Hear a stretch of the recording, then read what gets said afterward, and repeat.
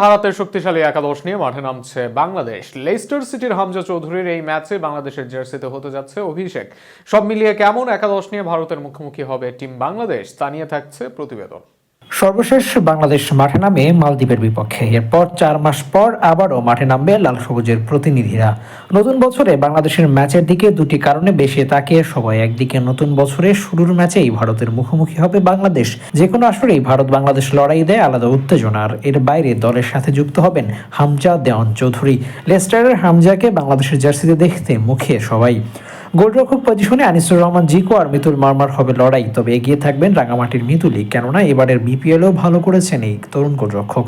শেষ ম্যাচেও বাংলাদেশের একাদশে ছিলেন মিতুল। ভারতের বিপক্ষেও শুরুর একাদশে দেখা যাবে আবাহনীর এই গোলরক্ষককে। সেন্টার ব্যাকে তপু বর্মন থাকবেন একাদশে, তার সাথে জুটি করতে দেখা যাবে তারেক কাজীকে।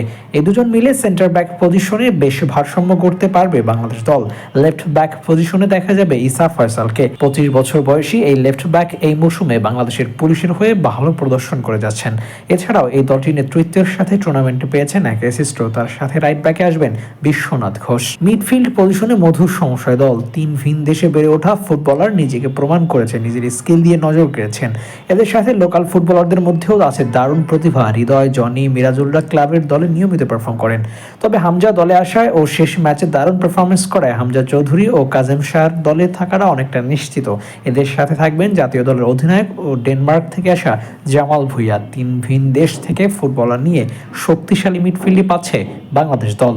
আক্রমণ ভাগে গতির ঝলক দিয়ে বাঁ দিকে থাকবেন রাকিব হোসেন। গতি ও ফিনিশিংয়ে বাংলাদেশের সেরা আক্রমণ ভাগের খেলোয়াড় তিনি। এছাড়াও দলের অন্যতম সেরা তারকাও তিনি। ওয়ান্ডার কিড হিসেবে খ্যাত শেখ মোরসালিম থাকবেন রাইট উইংয়ে। যদিও অ্যাটাকিং মিডফিল্ডার হিসেবে খেলেন তিনি, তবে দলের জন্য রাইট উইংয়ে দেখা যাবে তাকে। আর এদের মাঝে দেখা যেতে পারে পিয়াস আহমেদ নোভাকে। এর আগে বয়সভিত্তিক দল ও ক্লাবে নিয়মিত গোল করেছেন নোভা। এবার জাতীয় দলে নিজেকে মেলে ধরার পালা তার। সব মিলিয়ে সম্ভাব্য এই একাদশ নিয়ে ভারতের বিপক্ষে মার্চে মাঠে নামবে বাংলাদেশ দল। এবার দেখা যাক সেখানে কেমন করেন টাইগাররা।